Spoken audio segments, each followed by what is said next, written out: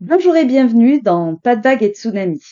Comme l'objectif de cette chaîne est de parler de l'école actuelle, il faut d'abord poser le cadre et plonger dans le temps pour connaître ses origines. Nous n'allons tout de même pas nous attarder sur tous les détails de l'histoire ni sur toutes les polémiques. Nous allons survoler ensemble l'histoire de l'école de la République. Petite parenthèse avant notre retour vers le futur, si cette chaîne vous intéresse, pensez à vous abonner. Revenons-en maintenant à notre histoire de l'école. Je ne vais pas rembobiner le film jusqu'aux écoles du Moyen Âge. Je vais prendre comme point de départ les prémices de l'éducation populaire républicaine au sortir de la Révolution française. L'école est alors envisagée comme un socle de la démocratie. Condorcet, grand penseur du mouvement des Lumières. Selon lui, l'homme doit pouvoir penser par lui-même pour se forger sa propre opinion politique. C'était selon lui une nécessité pour que la Révolution française n'ait pas servi à rien. Sans cette éducation populaire, cette émancipation de la pensée, la société resterait partagée entre deux classes, celle des hommes qui raisonnent et celle des hommes qui se contentent de les croire. Il y aurait donc toujours la classe des maîtres et la classe des esclaves. Le rapport remis par Condorcet en 1792 mettra plus d'un siècle à se mettre partiellement en œuvre.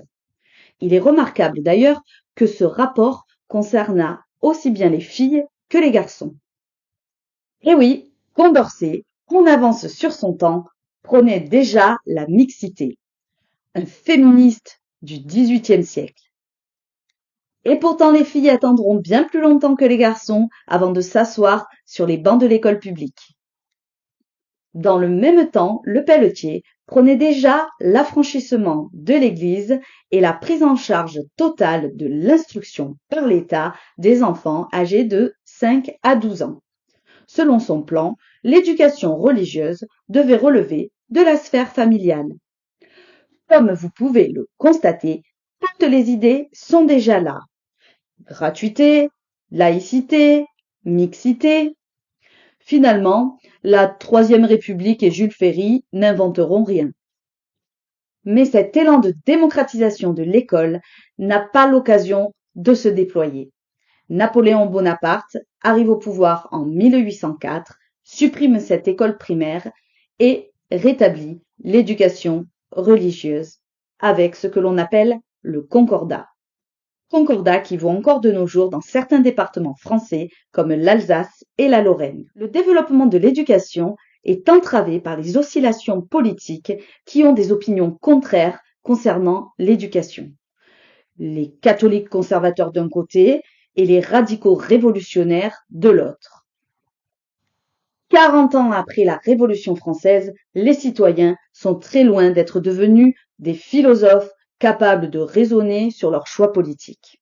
Plus d'un homme sur deux est analphabète au moment de sa conscription, c'est-à-dire au moment d'effectuer son service militaire. Et c'est sans parler des femmes. Les choses s'accélèrent enfin en 1833 avec la loi Guizot qui décide d'entamer une politique d'alphabétisation de masse. La loi Guizot va contraindre les communes ou regroupements de communes de plus de 500 habitants d'entretenir au moins une école primaire pour les garçons et obliger chaque département à avoir une école normale pour la formation des maîtres.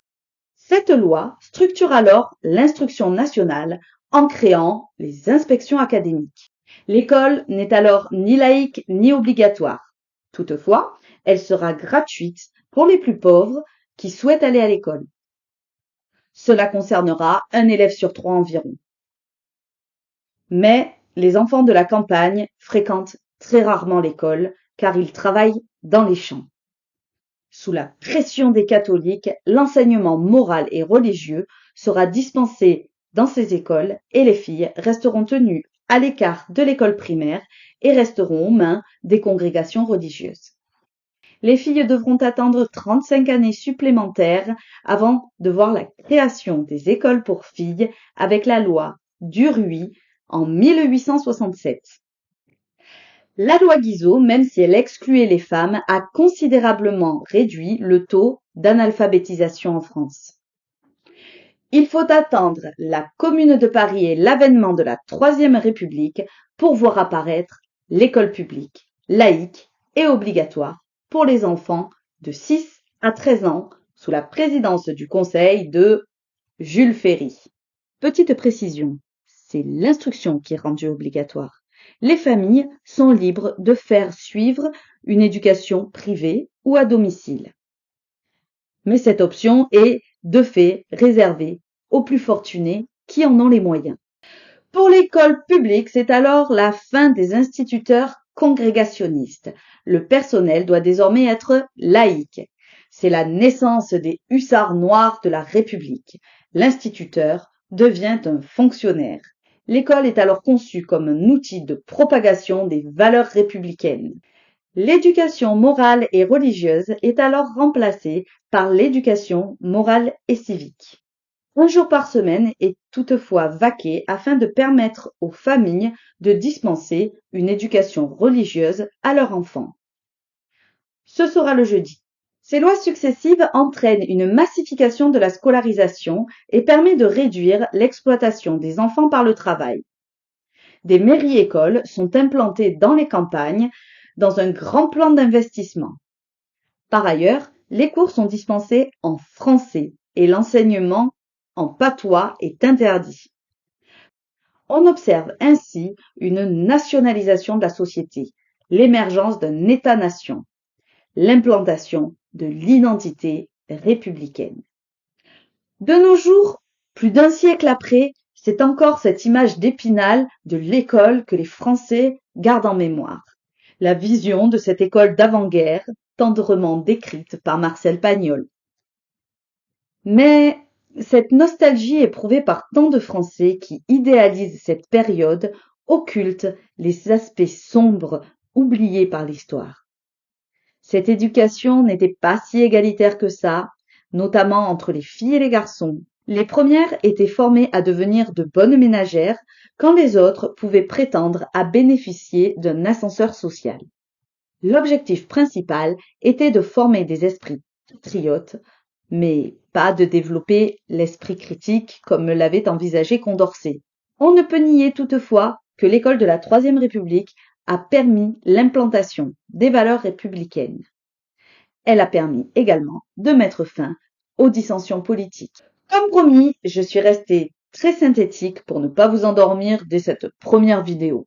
Vous remarquerez que je ne me suis pas attardée sur la question de la laïcité, qui est plus que complexe et délicate à traiter. J'aurai l'occasion d'entrer dans les détails lors des prochains épisodes. Si ce sujet vous intéresse, pensez à vous abonner à cette chaîne, activer la cloche pour suivre toutes les vidéos que je diffuserai à ce sujet.